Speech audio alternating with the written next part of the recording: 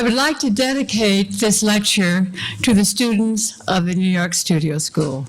Am I coming across? Is this echoing? Is it okay? Painting is difficult. Chardin said, "He who has not felt the difficulties of his art does nothing that counts." Well, it is easy to say that you are an artist, and that counts. And that claim means something to the outside world. But it only means something to yourself if you are constantly in touch with your work. That is easy to do when you are at art school. I'm still speaking to you students.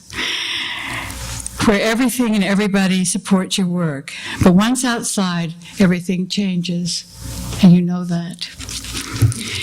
It is not easy to judge your own work. Sometimes we overestimate it because it is so close to us. Perhaps more often, we underestimate it because it doesn't live up to our expectations or to our aspirations. Listen to what Camille Pissarro wrote to his 25-year-old son about a new batch of paintings.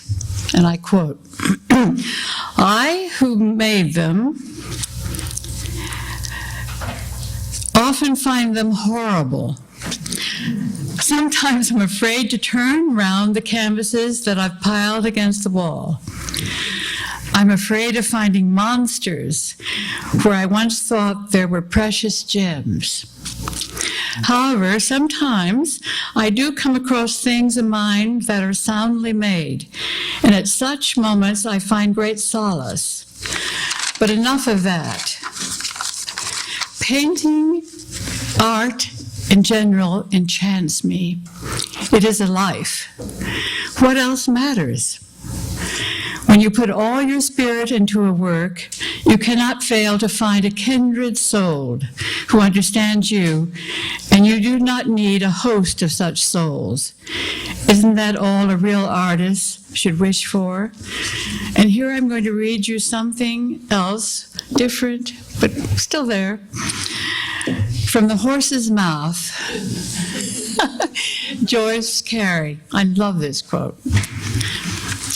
"Even the worst artist that ever was, even a one-eyed mental deficient with the shakes in both hands who sets out to paint the chicken house, can enjoy the first stroke, can think, 'By God, look what I've done. A miracle.' That must be one of the keenest pleasures open to mankind. It's certainly the greatest an artist can have. It's also the only one. And it doesn't last long, usually 5 minutes." Don't you love that? I love that. I love that. As for me, for myself, I've never been interested ever in artists, even mature artists, who have said that who have enjoyed complacency, and that they consider themselves pros. How could they? They're too consumed by anxiety, as many of us are. They haven't gotten it right yet. Think of Rembrandt's remark. He considered himself always a student. I think of Giacometti racing against time to get it right. I like to think of Matisse in his old age carefully drawing a plant, very carefully drawing a leaf. Maybe you all remember, on the subject of quick success, a remark that de Kooning made. I think it was prompted by a show of a young friend, a young artist, who was, in his impatience to succeed, he exhibited too soon, de Kooning thought. de Kooning said, "I don't see how he could have so little ambition." I like that. Now, I'm going to read you a statement that I've written out. I'm nervous talking in front of people. You'll bear with me. But I want to read you this, and then we'll go into looking at my slides. Well, this is about my work. Mostly I work from observation. Sometimes the places and things I paint give themselves up quickly, but more often they do not. And I have to settle down to a long pursuit, sometimes a very long pursuit, during which looking, memory, and desire all play a part. I am as interested in the individuality and the presence of my subject as I am in a formal concept of composition. But I hope that when I do justice to my subject, that the geometry reveals itself. I hope that. Among the things I like to paint in my still lives, and I'll be showing you a lot of these, are fruits and vegetables, pots, sometimes flowers. Sooner or later, they begin to decay. And this state of transience gives a sense of urgency to the working. It is the same with the landscapes. As the light keeps changing and no 2 days are alike. However, I'm not trying to paint transience. On the contrary, the longer I work, the closer I seem to get to an enduring view of what I'm looking at. And it is through this process of working and that search that I find the geometry, that I hope I find the geometry for which I'm searching, and the indefinable individuality of the whole.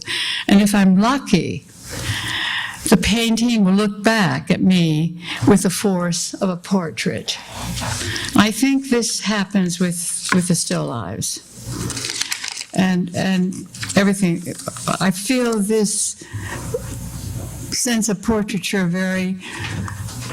interests me very deeply. You know, I can't see any of your faces, it's so odd. I find this very odd, you know.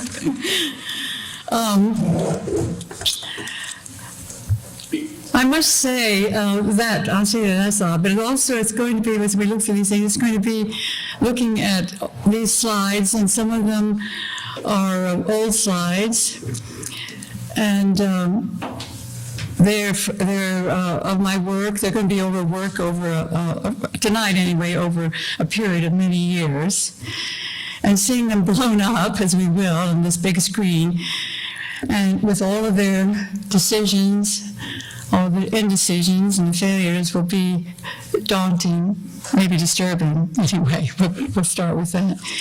Let's start with the first slide. Now, do I press? Oh, good, thank you. This is me, guys. This is the first slide I'm going to show you, and it's a slide of me in my studio, which was on 10th Street.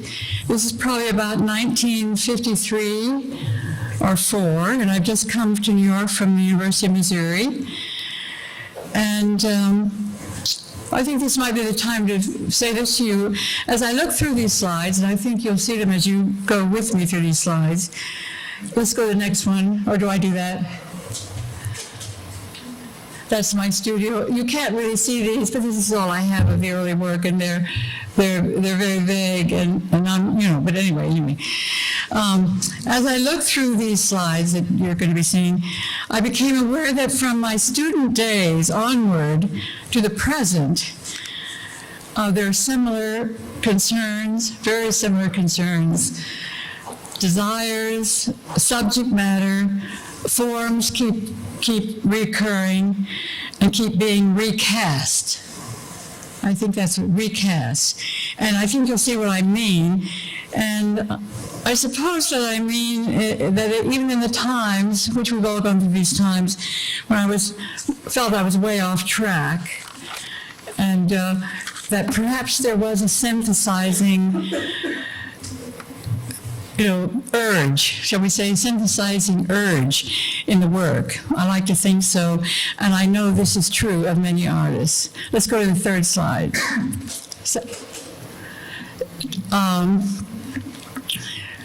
Okay, here we go into this, talking about these paintings, these early still lifes.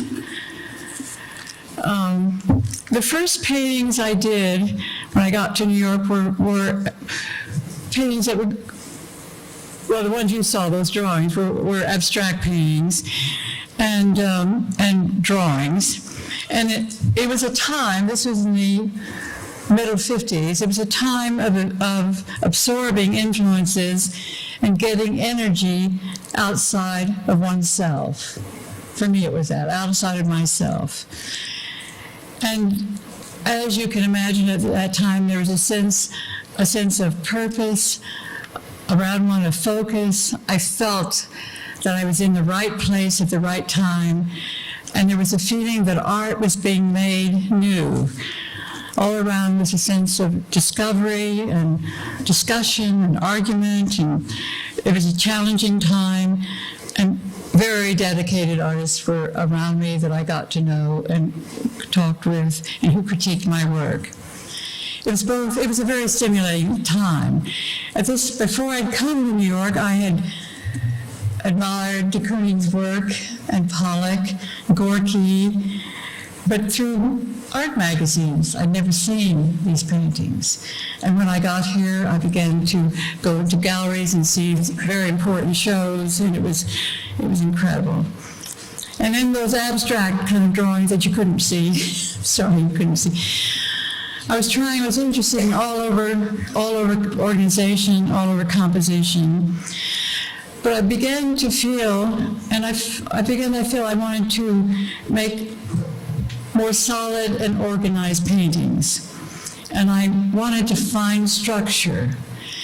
And these are going in that direction, I hope. I'll talk about those in a minute.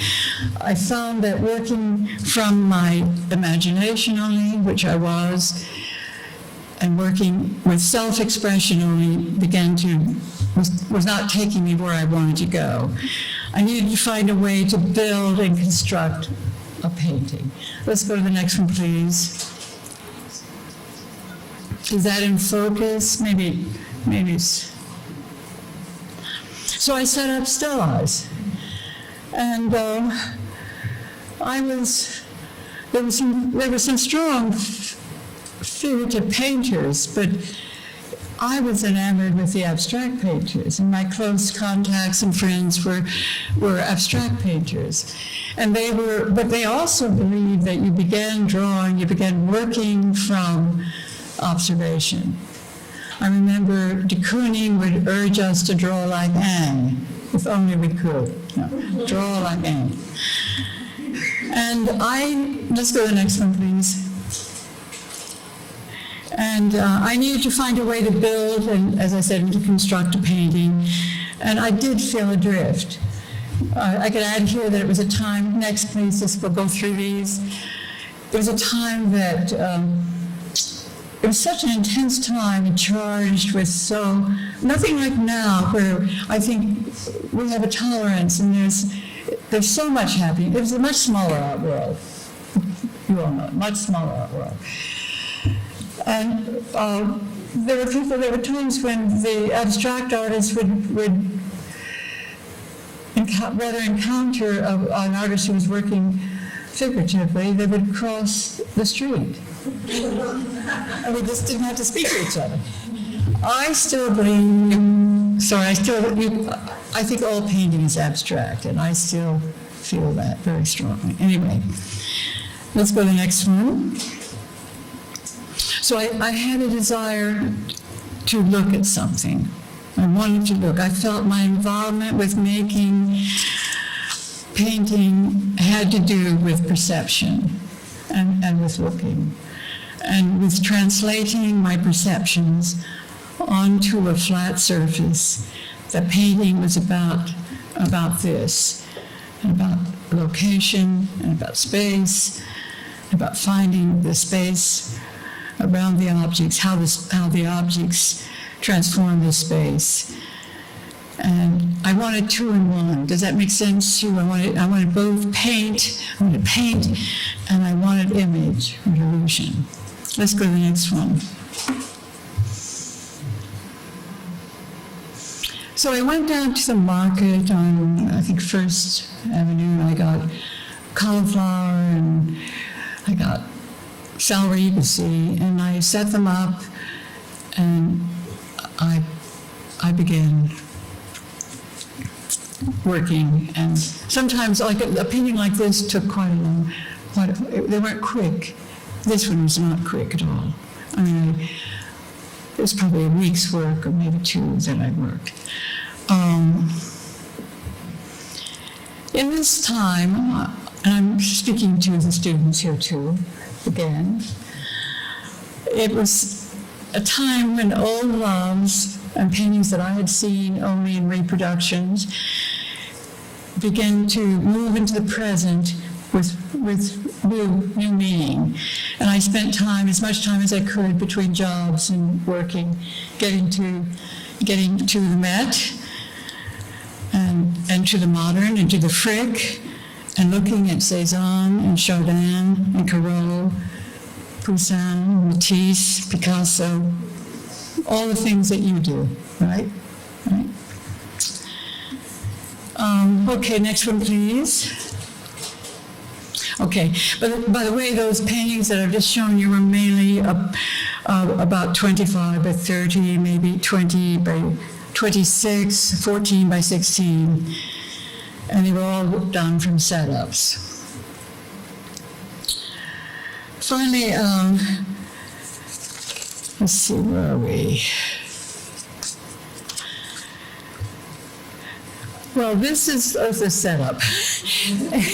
And one of its late, it's been there a while.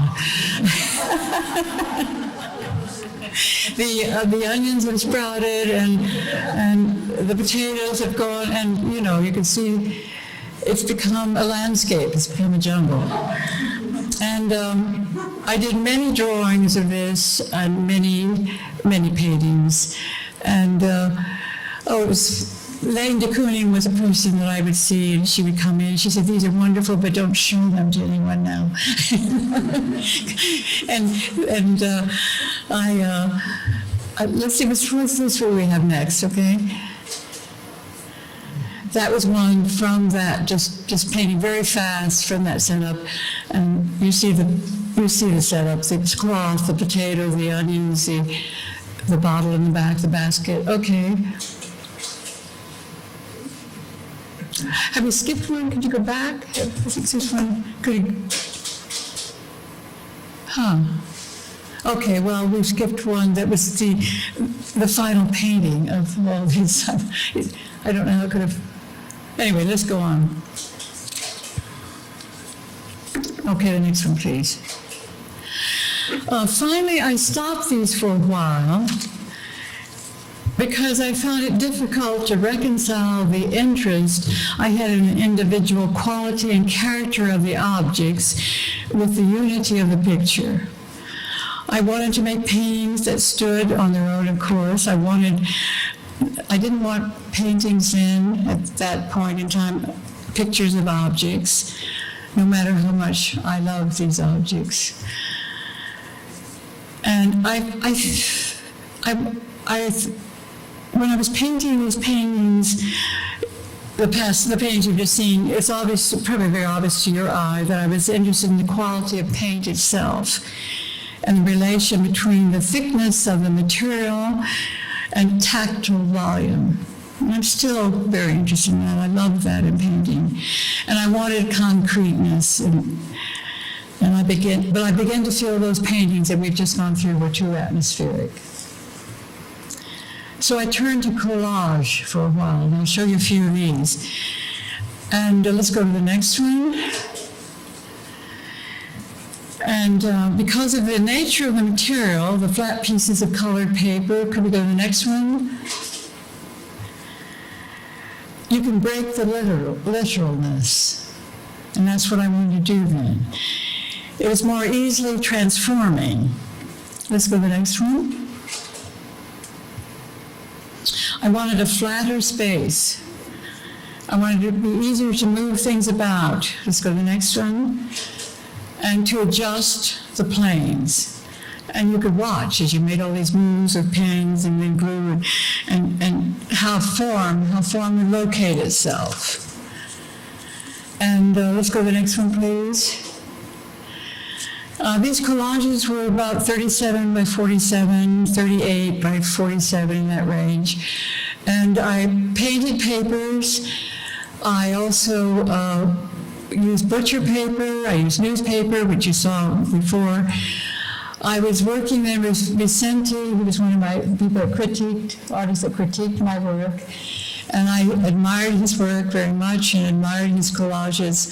I think many of you are probably familiar with those collages that he did in the 50s, right? Okay. Okay, let's see what we have next. Oh, well, see, this is one of the last paintings, because I was also painting all the time. I was working with collages. And this was one of the last paintings of that subject, of the bottle and the potatoes and the onions. And I was pushing this again toward abstraction. By the way, if any of you would like to, I can't see you too well, but if you want to ask a question or stop me, I'm very open to that as we go along. It's fine, it really is. Let's see what we have next. These are drawings of the setups. I think I put a couple in. They're large drawings, charcoal and Conte. And these setups are rather complicated, are rich with all sorts of, objects and things quite close together and pressing on together, and that kind of energy that pressing gives. And that, am I looking for clarity? And let's go to the next one. Okay, next please. Okay, at this time, which was 1959, I left New York and I moved to the country, a place called Landenberg, Pennsylvania. And I married and I began a family. And I had, in that time there, I had 3 children. 2 of them are here tonight, which is a great joy to me. And I continued working on collage, and some of those that you've seen overlap with some of this work. And it was an old farmhouse in the country, and these trees, this is a barn that I would use as a studio, and I also use an attic and other buildings, and I was outside a lot working. And, okay, the next, please. And I did lots of large drawings of these trees. Let me tell you about my feelings about these trees. It might make sense. I really literally fell in love with these. They were 2 trees, a Wellingtonian and sort of cypress, and building, and a spring house behind them, or an outhouse, and built the house, the big house, the old house. And I wanted to paint massive portraits of them. So let's see the next one. That's a chaotic painting, but I wanted to show it. It's probably the largest painting I've ever done. It's up in the studio, and it's probably, I would say that painting is probably about 6 feet by 9, and unfinished. But now it's rolled up in my attic, finished. No. Let's go to the next one, please. Okay, so I said I wanted to paint massive portraits of them. These paintings were mostly painted on site, believe it or not, but they were synthesized, and because I was standing so close. And obviously they're not about a horizon at all. They're not that kind of landscape about a horizon. These are not perspectival paintings. And they have nothing to do with that, with the visual cone in that sense, but rather involved with the eye movement and body response to the presence of the trees. Okay, next. They're all large. 78 by 90, 69 by 70. I've written these down, I would never remember, 70 by 84. And as I said, their response, their a kind of intuitive response to the trees. Next, please. Obviously a kind of confrontation. You may well ask, why didn't I move back? It's because I wanted a big, close, really embrace of these trees. And it was necessary for the paintings to be big, and they are, because of the feelings of closeness. I felt the feelings of closeness and had to be built into the experience of their shape and their form. And they were really enveloping, and I just sort of entered them, went in there. These paintings, these large paintings were a surface where the entire visual action occurred, an area where I worked things out. There wasn't anything preconceived, though they began to repeat themselves, but we'll talk about that in a minute. Go on, the next one, please. This is a smaller one. I believe that you could never really paint what you see. It wasn't about really putting down exactly what you see. It's about transformation and translation. And I believed, and I still do, that the invented image was or is the ultimate goal of painting. And let's see what we have next. My life then was very full with a little farm, and 3 children, and some teaching and painting.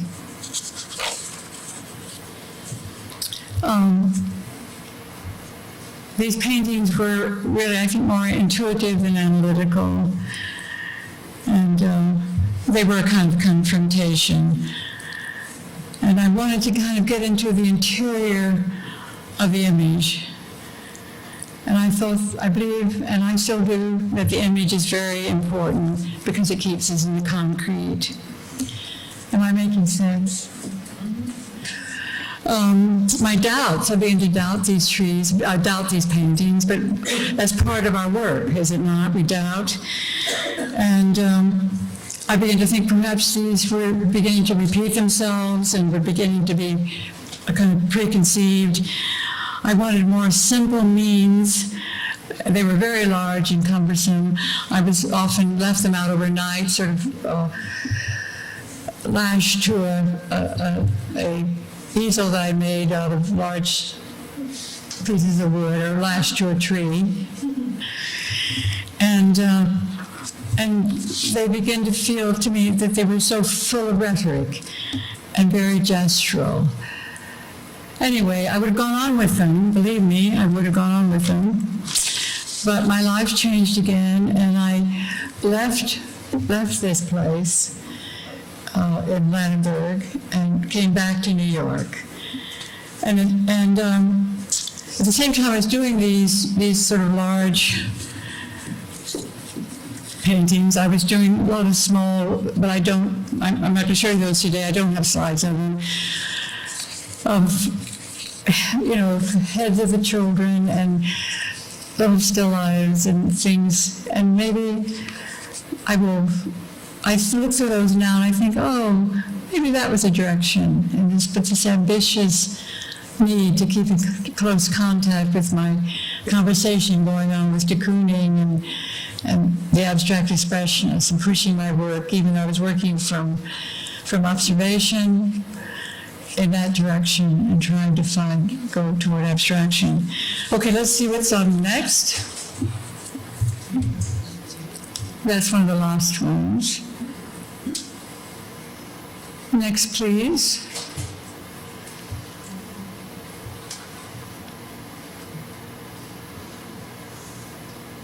Okay, next. Okay, I came back to New York and again found a place very near this area on 3rd Avenue. And I was now with Andrew Forge, whom a lot of you know and have loved dearly. And we had a studio, and in the area that I set up a still life. And this was the setup. And I began drawing from it and painting. And I think I was having a very intimate dialogue with Cezanne, and I still am. Let's see the next one, please.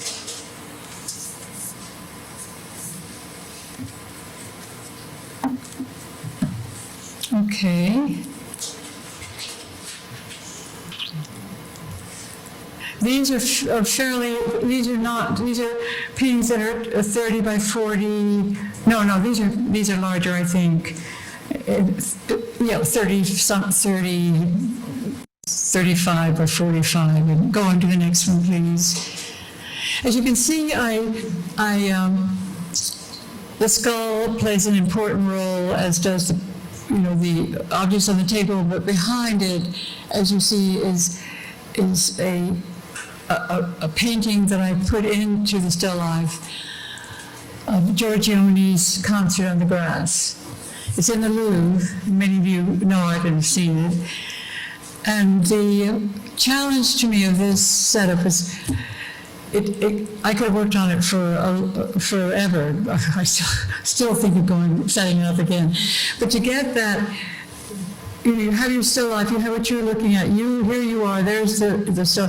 Behind is the painting, and to have the painting work in relation to the still life was a real challenge, and became more and more difficult, but in a good way and mysterious. Let's see the next one.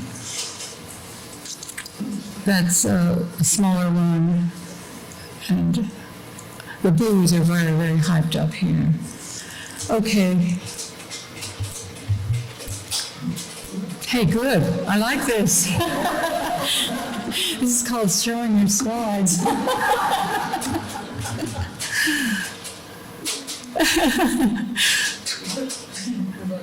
That's okay.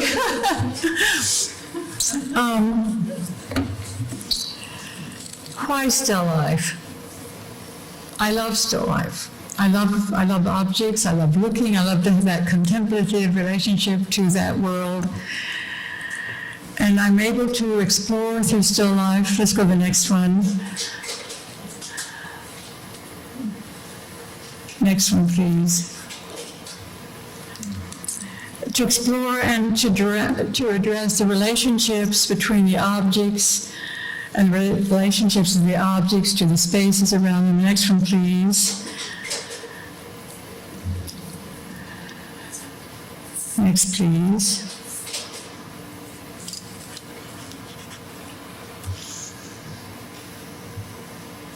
Let's see, we're in what year? I think we're probably now in the early 80s. You have a long way to go. Okay, next one, please.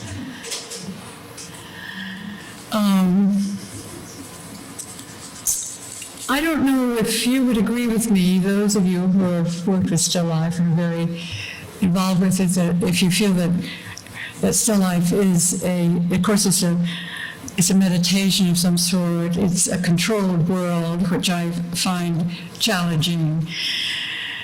And it's still life also, for me, I want to get through saying this before we get to the art, vanitas, especially with my still lives, as things wither and spoil and die, and of course the skull was an obvious reference to vanitas. Okay, could we go to this is a drawing I would spend time in an orchard, and I loved working in this orchard. It was in Norfolk at the Yale Summer School, where Andrew and I would go, and I did a number of drawings, a lot of drawings and paintings, so we'll go through those. Okay.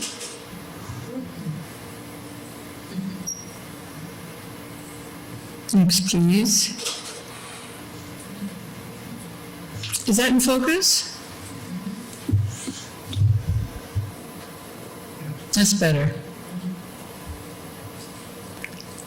Next, please. This is a wonderful orchard that was old but kept up with. There were sheep in it, and sometimes a horse would be grazing in it. And one could get there early in the morning and stay all day, bring a lunch. And I spent several summers in this orchard. Next, please. This is a fairly large painting. I have my dog and myself in it. Is it in focus? Okay. Can we go on?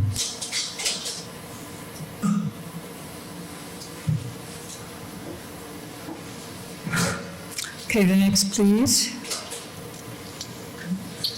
I think there'll be a group of still lives. Is there anything you want to ask me about? Anything? We can do that later? Okay. This was done about 85. I spent some time in Rome, Andrew and I did, and I had a studio down in Trastevere, which I really loved. That was some wonderful studio. And I went to the market and found this old pot, and I could just pick up olives that were wrapped up in this bread and start work. It was, and the light was so incredible in Italy. Next one, please.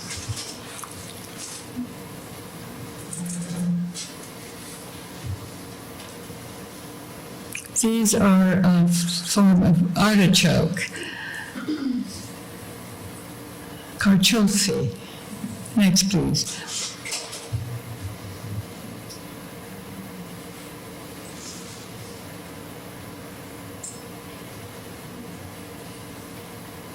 All of these paintings you're looking at are about 20 by 30 inches in that range. Next, please.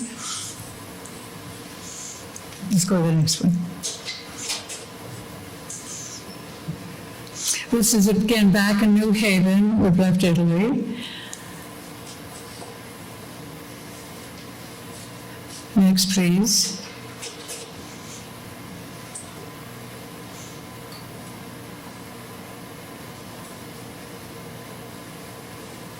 Next. Okay, why still life? Besides loving the object and the contemplative nature of sitting there and dwelling with it and taking possessions of these objects. But we choose things that we treasure. Perhaps we really treasure some of the things. In my still lives, they appear again and again, the same objects. Things I like to hold and touch, things I like to look at, contemplate, even eat later. Some things which comfort us. Next, please.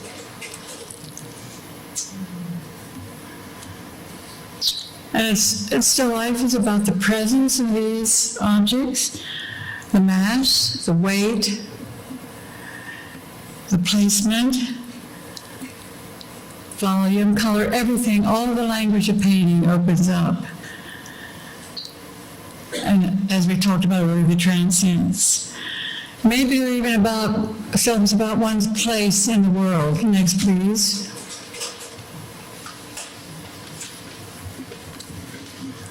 Next. Like I believe Cézanne's apples were a stand-in for the world. Maybe they were the world for Cézanne. When I look at these apples, they're the world for me. Those still lives. Okay, next. As you look through these, you see that I like to stay with a subject, a setup. I remain with it. like mostly the things I stay with until I'm either removed from them, or they wilt and die, and I never tire of working from the same tree or the same head, as long as I can be in its presence. I always find something new and challenging. Next, please. Before we go into these, some paintings from Italy, a few of them, I think it's interesting that a still life painter is making the painting at both ends. As you can see, my setups were our setup. I work on them a bit. I don't work on them in the way that our dear teacher of many of you and a remarkable artist, Mercedes Matter, would work on the still lives. They became works of art as she set them up. Mine are not casual. I do give a lot of thought of what I choose and what I set up. So I think that's also interesting that we can work out for both ends. I like that. And that takes a while. Sometimes you're working a whole day or a few hours setting this up until it strikes a chord. Or there's something that you respond to, or the conversation goes on with another painting, or paintings you've loved in the past, loved throughout your life. Also, I wanted to say this about still life, is that is important for me, this is for me, is to be close enough to my setup, often to be close enough to my setup to touch it. I'm that close when I'm painting. You can tell that by the shells. And I think this is one of the essential conditions of still life, and it's different from other kinds of painting. Okay, let's go to the next. You can see that I find cypress and these massive cypresses and how they dwell and articulate the landscape, and the architecture is very, I find it very beautiful, and I tried to get it. Let's go to the next. Okay. Now we're getting now into the 80s, maybe the 90s maybe. We're getting there. We're back. We're not in Italy. We're here. And we're going, you can see by now my ongoing love of trees. And this is a tree that was out in Missouri. And I would go back and forth visiting my mother and really taking care of her the last years of her life. I shared that with my brother and others. And this was a tree that was near the house. And I think I have a few of these to show you. And let's look at the next. Is that in focus? Seems a little dim, but obviously this is charcoal and Conte. Next, please.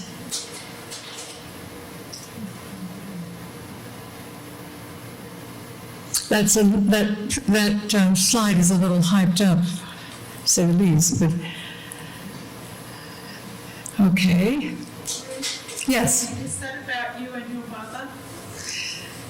How do you mean about me and my mother? It is. I was out there with my mother when I painted that. Is that what you mean? The forms pressing in from the sides of the tree seem to be in conversation very closely. Yes, that's a good comment. I like that comment. I like that. It was a time of it was just the two of us during these weeks and months, and she needed a great deal of care, and then I would go out and work, and I'd work briefly on something, come back in, and go back out and work on it. And I think she certainly, how do you talk about things that you can't talk about, like the atmosphere around one, that shapes how one is going to respond to something. Is like that is always going on in some level in one's head. Let's have the next one. These are all that area, that same Missouri oak with the pond. Okay.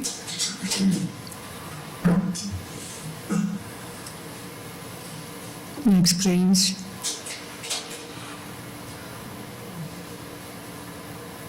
This is a fast painting at night.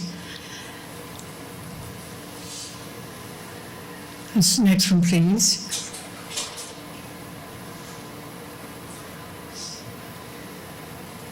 Next. I love it when it does that. Pardon me? Oh, thank you. You know what it is? You asked me. Bill just told me it's my elbow resting on this thing. Thank you. Oh, God. I'm sorry. Yes, this is fine. Yeah. Ruth, what part of Missouri were you painting in? This is the central part of Missouri, Columbia, where the college, where the university is. And it's probably about 17 miles north of Columbia. It's an area where the soil is very poor, clay, but you could build beautiful ponds, which were stocked with fish in that area. And if you go south from here, you hit rolling and very beautiful and scenic country. If you go north, you hit the wonderful flat, just really flat, that everybody's familiar with when you go to the Midwest. Does that answer you? Oh, and another thing that might interest some of you is this land that my father acquired was an old Chautauqua land, a Chautauqua. So these old white oaks had been there many, many, many hundreds of years. Next, please.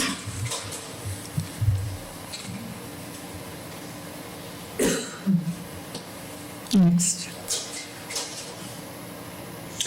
Now, okay, go to the next. I think we're going to, okay. I wanted to put in, just because I wanted to go through a few slides of artists that I'm always in conversation with and who have meant so much and means very, very deep. And so I've chosen, I think, a couple of Cézannes. Well, we'll look at them. But it's also very obvious what's left out, which I wouldn't like to do that, but this lecture I'm showing my slides, so this is, but I wanted to show you these because I think the way the forms are realized and the sense of volume and that kind of form that's full and touching and that kind of sense of weight in these is something that interests me very much, as you know, painting. Could we have the next one? This is one of my great paintings of all that I love of all. I've been working on this. I've been working on copying this painting.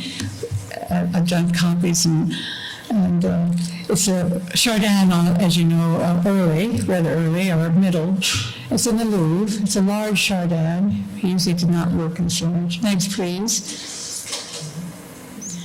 This, I think, is an absolute painting that everyone wants to worship. This is a divine painting. Look at that pyramid. Look at that. Look at the geometry in that and the stillness. And I have something I copied that I sort of wanted to read to you, if I can find it in my notes, that I think is so nice, so beautiful. It's by Robert Hughes. And he says, to see Chardin's work is to be reminded that lucidity, deliberation, probity, and calm are still the chief virtues of the act of painting. Do you want me to read that again? To see Chardin's work is to be reminded that lucidity, deliberation, probity, and calm are still the chief virtues of the act of painting. Next, please.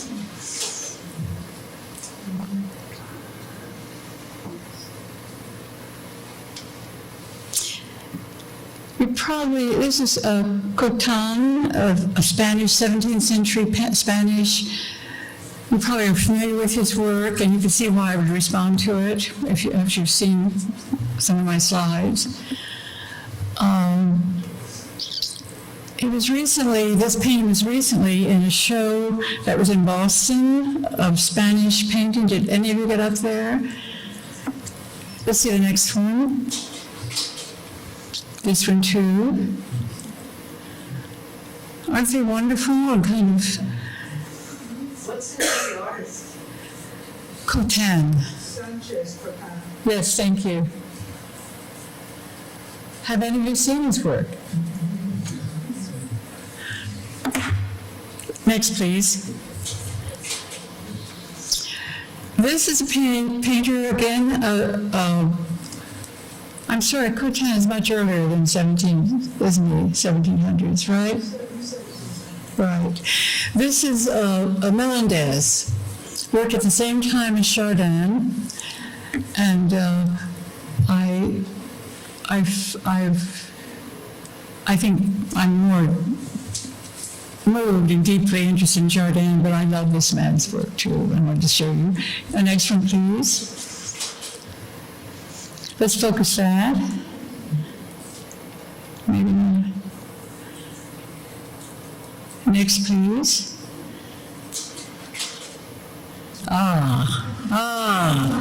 Now we're there. I'd like to just show you many of these. Look at this. Isn't this incredible? Isn't this remarkable?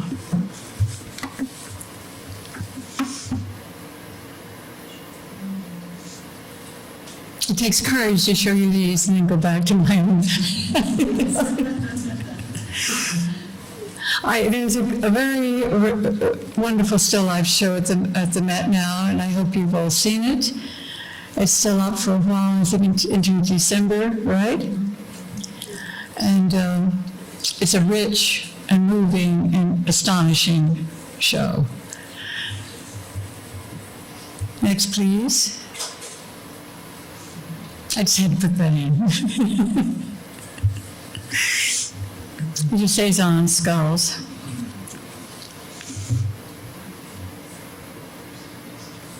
Look at the variation and the incredible. Each one is so individualized, but yet it's about the whole, isn't it? It's not. This is just, I think, a very remarkable painting.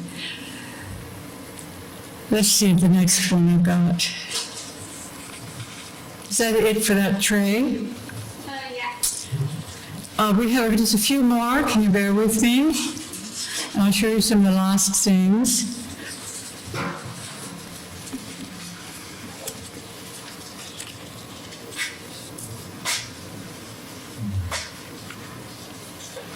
I feel that when we talked earlier, I was talking about looking and finding and changing, and I feel that when I do justice to this or to this setup, that the composition, and I find the composition, and I think then that the geometry begins to reveal itself. But by doing justice, I do not mean, as you know, I do not mean copying or even faithfully rendering the object. I'm not interested in that. I mean finding an equivalent, an image. Finding an equivalent, an image. And we need only look at the work we just looked at, the Chardin and the Cezanne, and to see how this challenge can be taken up. Of the paintings I showed you, I left out some of my very favorite still life painters. and that could be another time. Matisse. We have Leonard, with great Picassos. We could go on and on. Okay, next, please. Matisse wrote, and I'm going to read you this quote, "To copy the objects in a still life is nothing. One must render the emotion they awaken, the emotion of the ensemble, the whole, the interrelations of the objects, the specific character of every object, modified by its relation to the others, all interlaced like a cord or a serpent." Next, please. We're now in the early 90s. Maybe further on. Next, please.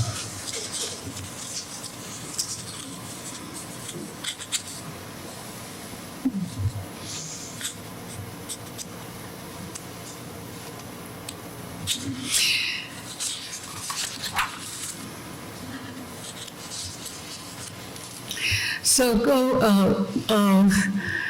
I think with this control that I have with still life, it is a controlled world. And the artist has this control. And with this control comes freedom.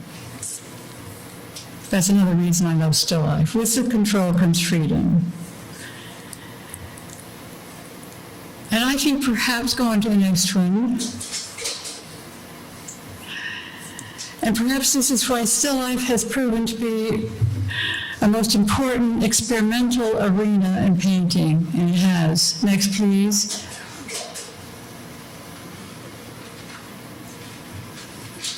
And where some of the most radical thoughts and radical movements in paintings. Next, please. I mean, you think of Cubism and Surrealism, metaphysical painting. We could go on, please.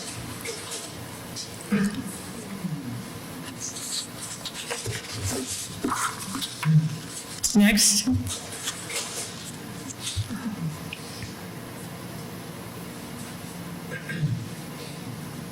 And this is still a challenge, over the challenge. My paintings are not radical.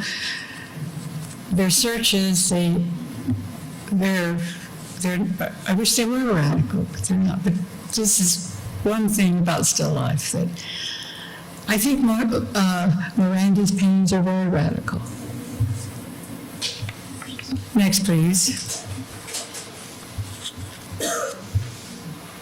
Next.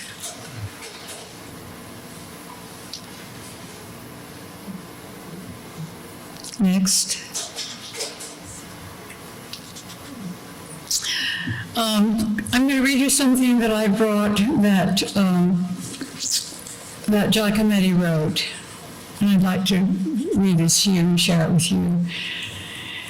He said, quote, "It might be supposed that realism consists in copying a glass as it is on the table. In fact, one never copies anything but the vision that remains of it at each moment, the image that becomes conscious. You never copy the glass on the table. You copy the residue of the vision. Each time I look at the glass, it has an air of remaking itself. That's to say, its reality becomes uncertain because its projection in my head is uncertain or partial. One can see it as if it were disappearing, coming into view again. That's to say, it really always is between being and not being, and it's this that one wants to copy." Next, please.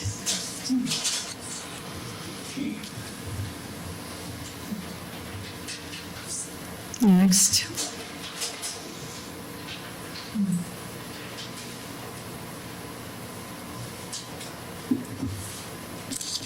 Next.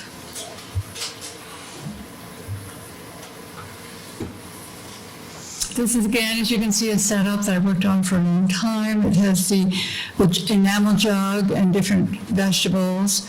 And I started working on them in my studio in England, and then have continued here with redoing the setup, and also working from the paintings by memory. Go on, please.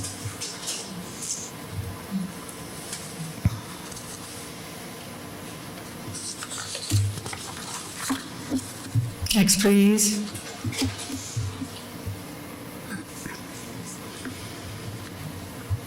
I'd like to read you a quote, if I may, that I've copied, that is from something that Leonard Anderson wrote. I think it's very, very clear and a wonderful statement. This is Leonard Anderson, quote, "For me, painting from nature is akin to playing music. The notes are there. One tries to get them down in the proper proportion to bring out the proper impression. One seeks to disarm the objects as objects, to seek for an agreement of tone that encompasses differences of color that can cross the barriers of object. It is these agreements, these similarities that float in and out, that coordinate the work and allow the subject matter to have its eloquence.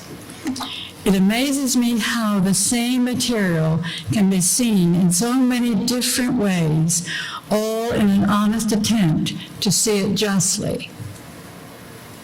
I like that. That opens up some questions, doesn't it? It amazes me how the same material can be seen in so many different ways, all in an honest attempt to see it justly. There's a T.S. Eliot quote that I ran across that says the same, a different language. "Time yet for 100 indecisions.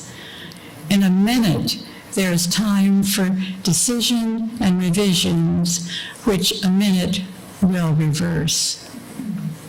Next, please. Sorry, that's so dark.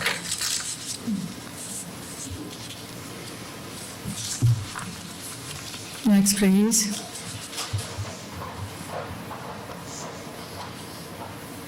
Ro, I wouldn't say that painting looks quite like that in color, does it? Sorry, but there it is. Next, please.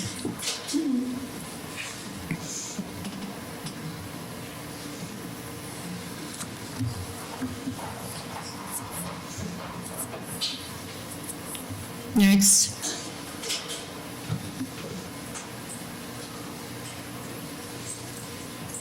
Next.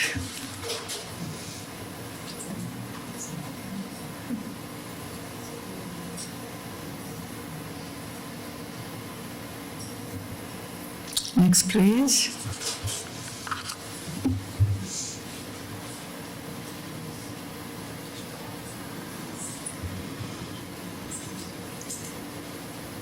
Next.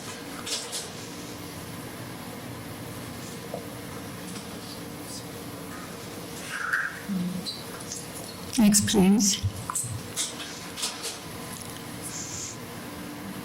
Ruth, what are these paintings? When were they done? These paintings of these last ones you're seeing were done in 07. This one going into 08, 02, 04, all within the last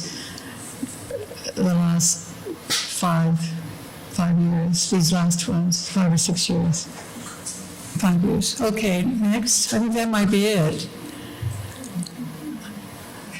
Oh, I think, now wait a minute. Do we want to look, do we have time to look at a few drawings? Yes.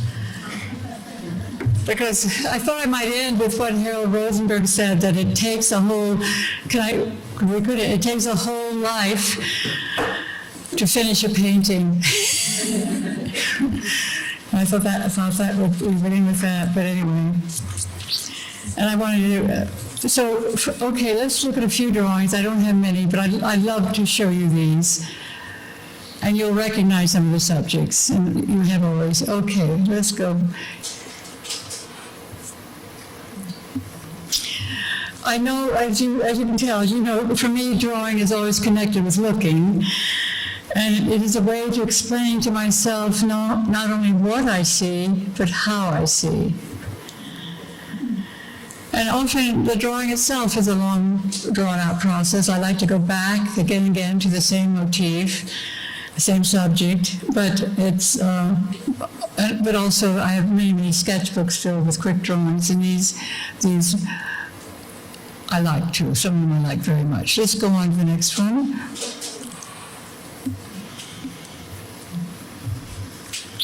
And as you probably can gauge from my work, from my paintings, and from these drawings, that what I like best is the opportunity to go back again and again to the same motif.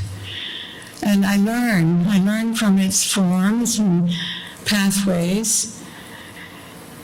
And at the same time that I'm learning this, I'm pursuing the thoughts and feelings that they generate, that are attached to them. Next, please. And when I do find a motif, which is easy to do, one finds these motifs, that circumstances allow me to work from over a period of time, like these trees, heads, a certain head that I want to do again and again. It's like entering a world that I can slowly take possession of. I can slowly annex. Next, please. This is a pond at Missouri. And one drawing leads to another. And I never become bored. It's like familiarity it just opens up more and more things and becomes more and more interesting. Next, please. I don't work from serial ideas, but there's no need to. I just find infinite variation in motif or subject. Next, please. And even if I say I'm going to just get it one more time, and it's more invention, more things are discovered that I can carry on with. It's like seeing it new. It's like I've never seen it before. It's so thrilling to go back to things. Okay, next, please. Ruth, can I ask you where the last slide, where that drawing is? This one? Yeah. This one is in Missouri. And it's those trees. Some of them you saw paintings of some, and there's the pond and the field. We go on back into more open land. And it's charcoal and Conte. It's a fairly large drawing. It's probably about this one. Some of them are not, but this one is probably about 4 feet by 5 or something. Or a lot, maybe 3 feet, right? Next, please.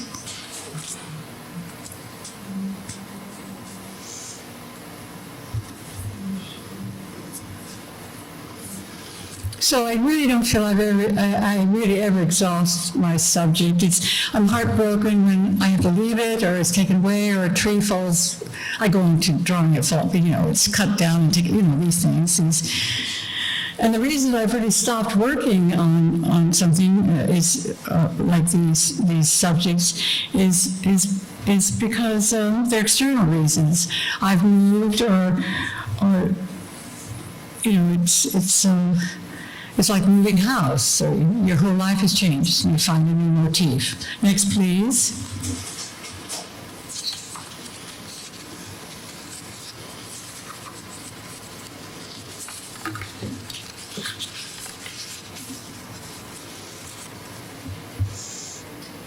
Next, please.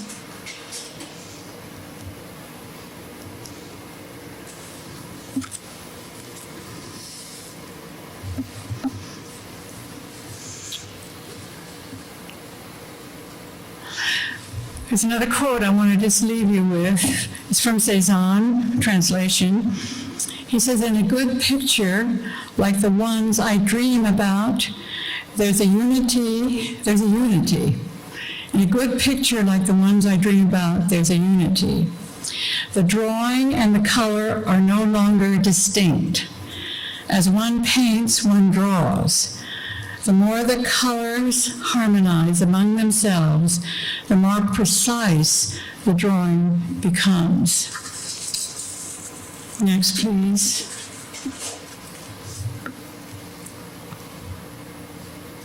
This is these last ones are where I'm living in Shiner Mountain, which are right in Connecticut. Next, please. I think we're about there. Next.